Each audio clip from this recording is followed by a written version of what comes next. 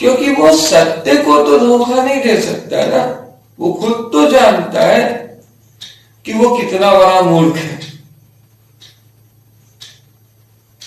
इसको समझने की कोशिश कीजिए कि सिगरेट के पैकेट पे लिखा होता है cigarette smoking is injurious to health. बड़ा सा पिक बना दिया जाता है कि स्मोकिंग से कैंसर होते हैं। इसके बावजूद हम लोग अगर उसको पीते हैं तो हम लोग मूर्ख हैं ना। अगले के सामने में अगर इंप्रेशन जमाने के लिए पी रहे हैं तो अगला मूर्ख हो भी सकता है, नहीं भी हो सकता है, लेकिन हम लोग तो पक्के मूर्ख हैं, स्वास्थ्य गंवा रहे हैं। दूसरे के नजर में वो चीज बनने के लिए जो हम है ही नहीं। हमें अगला अलग निगाह से रिस्पेक्ट देगा। कांट की हाड़ी दूजी बार नहीं चढ़ती है, और सच जो है वो हर हालत में सामने आकर ही रहता है। जो बच्चा पापा को दिखाने के लिए अच्छा कर रहा है वो बच्चा एग्जाम में फेल हो जाएगा निश्चित तौर पे, क्योंकि वो तो पापा के नजर में पढ़ाई कर रहा है। पापा गए, उससे पहले पार्टी कर रहा था, पापा गए अपने कमरे में सोने के लिए, वो व्हाट्सएप चैट करने लगा मोबाइल से। उसके रिजल्ट कहां से अच्छे होंगे? तो ये चीज है जो आपको समझना होगा कि आप इम्प्रेस करना बंद कीजिए। इम्प्रेस करना बिल्कुल ही बंद कीजिए। भीड़ की खाल में भीरिया होना बंद कीजिए। अक्सर बच्चे लोग एटीट्यूड को बहुत ज्यादा प्राथमिकता देते हैं, अगले के नजरों में कुछ ऐसा करना चाहते हैं जो वो एक्चुअल में डिजर्व नहीं करते है नहीं। तो उससे उनका ही लॉस होता है। अकड़ दिखाते हैं, अंदर से खोखले हैं। अब इसको और विस्तार से समझ सकते हैं। क्लासरूम में कई बच्चे यस सर, नो सर, तरह तरह के एक्सक्यूजेज देते हैं और बड़ी बड़ी बातें करते हैं। क्लास डिस्टर्ब भी करते हैं और फिर चुपचाप रह जाते हैं। टीचर को सम्मान नहीं देते हैं, घर जाकर बोलते हैं कि टीचर अच्छे नहीं है, और टीचर के मुंह पे शांत रहते हैं। जब टीचर बोलते हैं कौन बदमाशी कर रहा है, चुपचाप हो जाते हैं और फिर बदमाशी करते हैं वही लोग। तो ऐसे लोग क्या करते हैं? ऐसे लोग हमेशा देखिएगा कि टीचर के सामने में इंप्रेशन जमाने की कोशिश करते हैं। आजकल के जमाने में देखा जाए तो पांव के अंगूठे छूने की प्रथा नहीं रही, घुटना छूने की प्रथा हो गई है, जान छूने की प्रथा हो गई है। तो इन चीजों को समझिए। आजकल तो कमेंट भी बच्चे लोग करते हैं कुछ अजीबोगरीब, बहुत ही एलियन वाली दुनिया है, हैरत अंगेज वाली दुनिया। जियो सर, बहुत गलत है ये। सर को आशीर्वाद दे रहे हैं, जियो सर।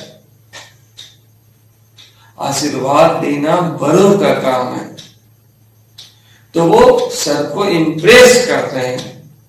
वो जो नहीं है वो है स्टूडेंट, लेकिन सर बन रहे हैं, काबिल ज्यादा बन रहे हैं।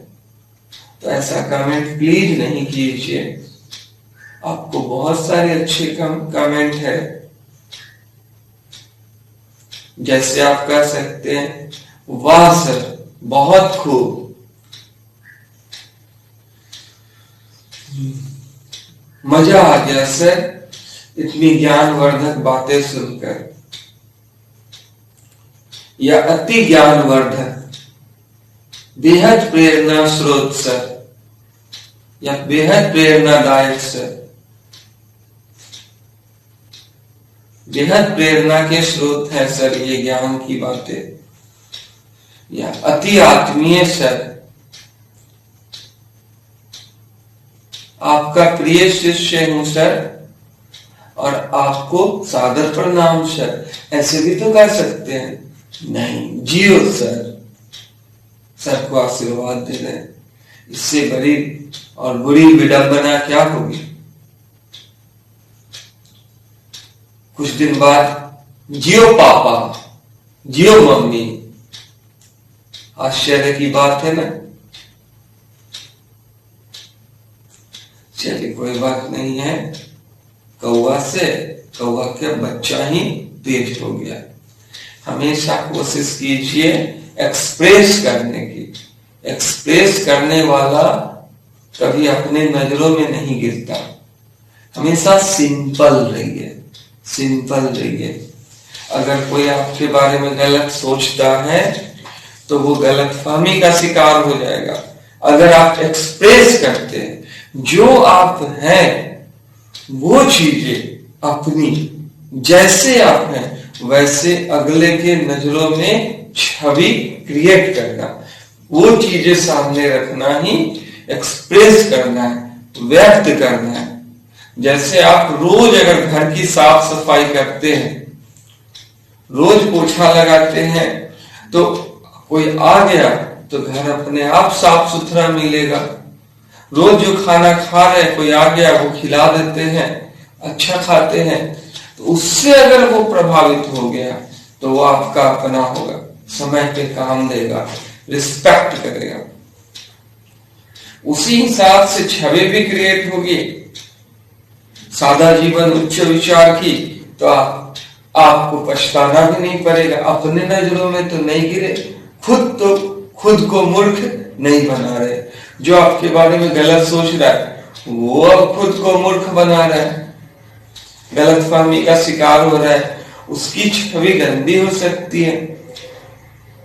इसको ऐसे समझिए, एक अतिथि आ गया और वो अतिथि आ गया, वो देखा सब कुछ अच्छा है, बिना बताए, वैसे भी अतिथि बिना बताए ही आता है,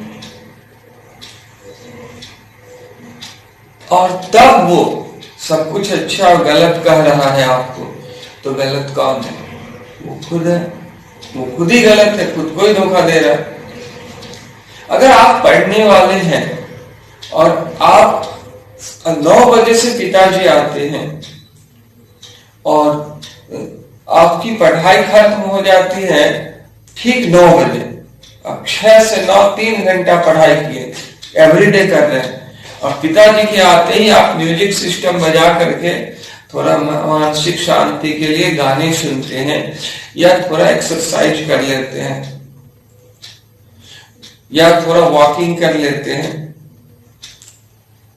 या टेलीविजन देख लेते हैं या नेट चला रहे हैं, पापा उधर से आकर के अगर देख लेते हैं और वो डांट देते हैं आपको, बेवकूफ, पढ़ता लिखता नहीं है, दिन भर खेलते कूदते रहता है, लगता है इसके पीछे पढ़ाई करा करके पैसा बर्बाद कर रहे हैं, पैसा गवा रहे हैं, अपना पानी में फेंक रहे हैं। और सपोज दैट वो ऐसा बोले तो वो अपने ही नजरों में गिरेंगे। उस दिन जब वो जाएंगे रिजल्ट वाले दिन, और रिजल्ट वाले दिन वो देखेंगे कि उनका बेटा या बेटी टॉप किया है या टॉप किए हैं, पूरे स्कूल में टॉप किया है, तो इस सिचुएशन में उन्हें अपनी गलती का एहसास होगा। उनकी उस बच्चे की माँ बोल सकती है या उस बच्ची की माँ बोल सकती है कि नहीं, आपका लड़का तो पढ़ता है, ये इत्तेफाक की बात है कि वो कोई दिखावा नहीं कर रहा है। उस दिन हर रोज वो उसी समय मनोरंजन करता है, थोड़ा सा आधा घंटा देख कर सो जाता है रिलैक्स होने के लिए। तो समझने की कोशिश कीजिए, और पिताजी भी, आप भी पिताजी को बोल सकते हैं कि सर, पापा